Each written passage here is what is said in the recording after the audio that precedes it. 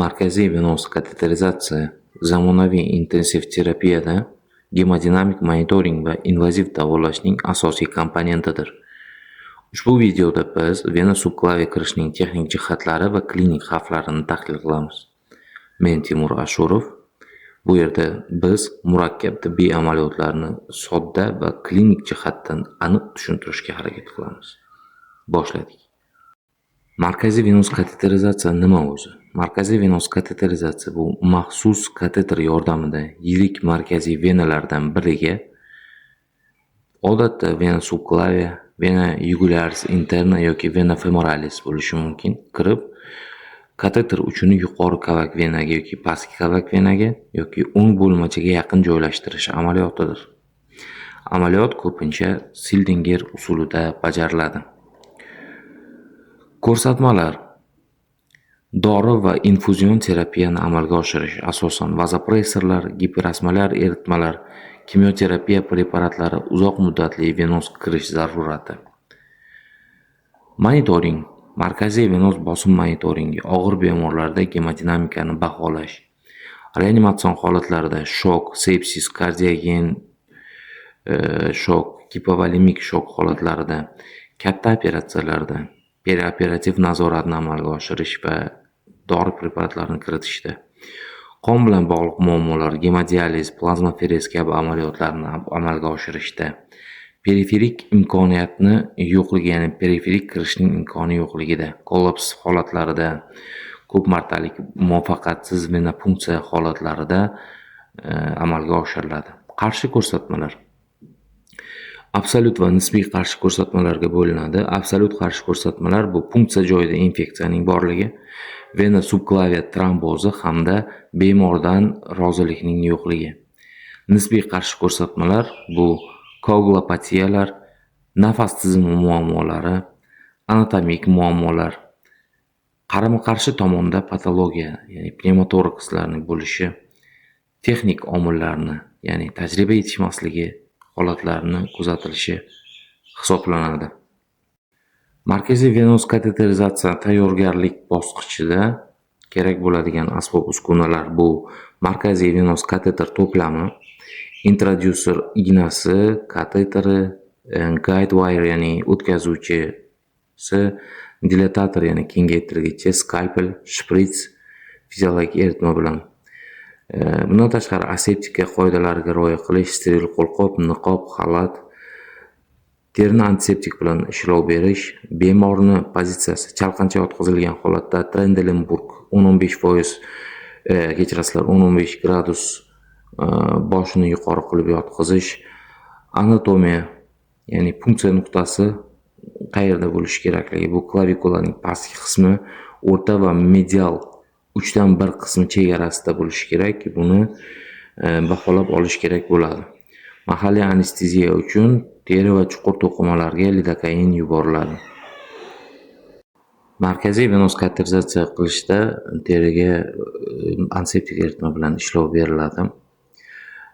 Antiseptik eritma asosan spirt bo'lishi mumkin, xlorgeksidin yoki betadin bo'lishi mumkin va keyin teri quritiladi va qo'limizda albatta steril qo'lqop, xalat, kolpachok va maska bo'lishi kerak va mana bunday qilib nuqta belgilab olinadi. Nuqta belgilab olingandan keyin mahalliy anestetik novokain yoki lidokain bilan teri osti yog' qavati va chuqur to'qimalar og'riqsizlantiriladi.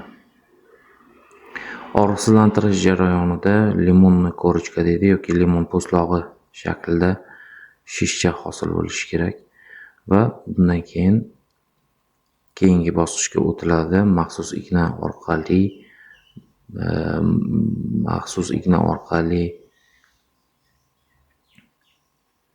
umri osti venasini punksiya qilish.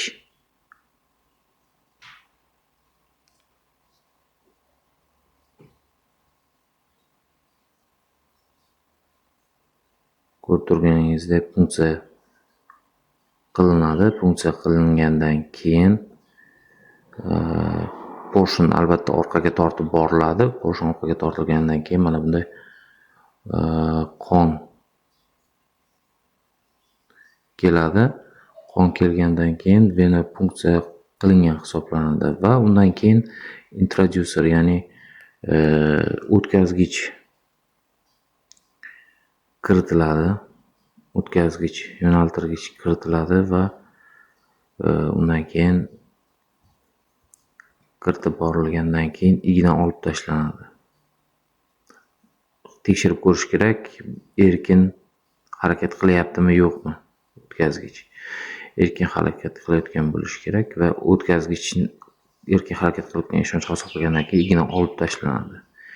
Keyingi bosqich bu bujlash yoki kengaytirish hisoblanadi. Kengaytirish bosqichida mana bu asbob uskunalar qo'yilayotgan yoki olinayotgan yuqori va pastdagi bu steril hisoblanadi. Bujlanadi. Bujlangan paytda teri osti yoqat mushaklarni o'tkazuvchanligi yaxshilanadi, ya'ni orasidan yumshoq kateter o'tgan vaqtda hech qanaqa qarshilikka duch kelmasdan o'tib ketishi kerak hisob bo'ladi. Va bujlangandan keyin markaziy venos kateter olinib joylashtiriladi. Avvalambor o'tkazishda e'tiborga olish kerak bo'lgan bitta jihat bor. Kateterni ikkinchi uchidan o'tkazgich sim tashqariga chiqib turishi kerak. Chunki yuborganimizda, kateterni ichkariga yuborgan paytimizda o'tkazgich ham birga qo'shilib ketib qolmasligi kerak vena ichiga. Va bu qo'pol xatolik hisoblanadi. Mana bunday qilib chiqarib olamiz. Chiqarib olgandan keyin endi buni fiksatsiya qilib qo'ysak bo'ladi. Tekshirib ko'ramiz. Albatta qon keldi. Tekshirib ko'rgandan keyin qon kelishi va yuborgan paytimizda ketishi yaxshi bo'lgan ishonch hosil qilgandan keyin biz bu kateterni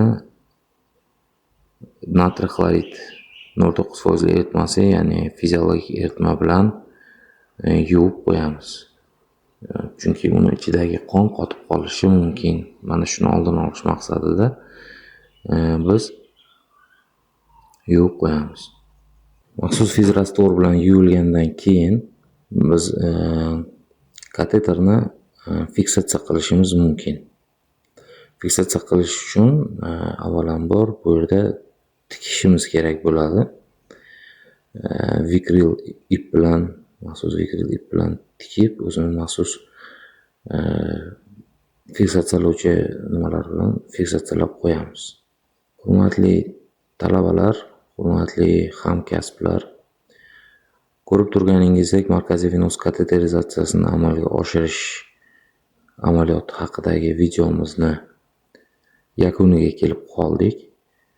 Bundan keyingi videolarimizda qanday amaliy va nazariy bilimlarni muhokama qilishimizni xohlaysiz? Buni bizni o'sha kommentariyalarimizda yozib qoldiring. Kanalga a'zo bo'lmasdan tomosha qilayotgan bo'lsangiz, kanalga a'zo bo'lib qo'ying. Bu boshqa insonlarga ham bu videolarning yetib borishini tezlashtiradi. Videolarimizni yetib borishiga imkon beradi. Foydali videolarimizni ko'paytirishga imkon beradi. E'tiboringiz uchun rahmat.